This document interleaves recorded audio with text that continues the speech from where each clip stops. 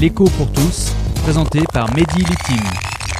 Madame, monsieur, bonjour. Cette semaine, vous avez peut-être entendu à la radio ou lu dans les journaux que certaines personnes demandaient au gouvernement allemand d'être solidaire du reste des pays européens en faisant en sorte que le gouvernement conservateur allemand passe plus de commandes aux entreprises allemandes, donc françaises.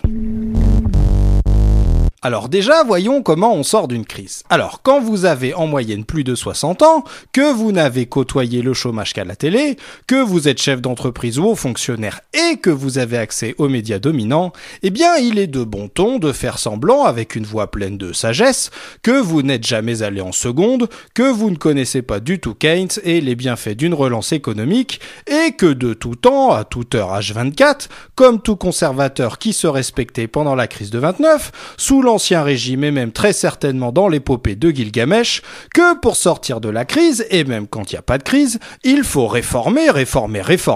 c'est-à-dire faciliter les licenciements des salariés et baisser les impôts payés non pas par les plus modestes, ça serait de mauvais goût, mais ceux payés par les plus riches. Mais quand vous vous souvenez de vos cours de seconde, vous vous rappelez qu'en période de crise économique et de chômage de masse, si les consommateurs ne consomment pas suffisamment et que du coup les entreprises n'investissent pas suffisamment parce qu'on voit pas ce qu'on va vendre à des consommateurs qui ne consomment pas suffisamment, eh bien c'est à l'État, garant de l'intérêt général, de prendre le rôle des consommateurs et des entreprises qui consomment trop peu. Alors l'État en économie, c'est étonnant, c'est déjà la Banque centrale. Et au niveau de la Banque centrale européenne, la BCE, beaucoup a été fait ou est en cours d'être fait. En effet, Mario Draghi, président de la BCE, a tout d'abord décidé de réduire les taux d'intérêt à presque 0%, de manière à ce que les banques d'en bas de la rue puissent emprunter de l'argent à la Banque centrale européenne à 0% pour vous le prêter en gros à 2% et quelques aujourd'hui. Par ailleurs, la Banque centrale a décidé de pousser les banques d'en bas de la rue à prêter de l'argent à certaines entreprises en disant que si une de ces entreprises ne rembourse pas, c'est la Banque centrale qui ne sera pas remboursée et pas la banque d'en bas de la rue. En outre, il semble que la Banque centrale soit prête à acheter de la dette des États afin que les États européens les plus faibles puissent emprunter de l'argent pas cher. Du coup, avec un retard dramatique digne des meilleurs chapitres des meilleurs livres d'histoire, la Banque centrale européenne est en train de faire le boulot, ce qui ne plaît ni aux conservateurs allemands ni aux invités de la radio. Ainsi, pour sortir de la crise, reste donc la capacité des États à passer plus de commandes aux entreprises de leur pays.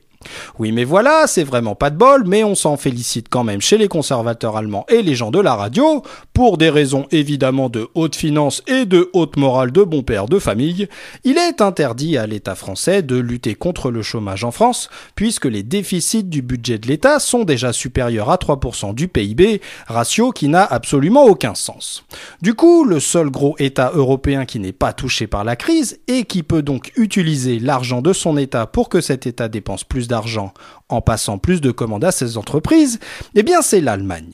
Et l'idée serait donc que les entreprises allemandes qui recevraient des commandes publiques allemandes vont nécessairement passer des commandes aux autres entreprises européennes et notamment françaises. Du coup, demander aux conservateurs allemands de bien vouloir avoir l'amabilité de passer plus de commandes à leurs propres entreprises pour que nos entreprises puissent ramasser des miettes et que le chômage puisse baisser en France en proportion, c'est toujours refuser de lutter pour faire évoluer les règles européennes, idiotes selon l'expression de Romano Prodi, ancien président de la Commission européenne, qui interdisent notamment à l'État français de passer plus de commandes aux entreprises françaises de manière à réduire le taux de chômage en France. L'écho pour tous, une chronique écrite et présentée par Mehdi Litim sur Marmite FM 88.4.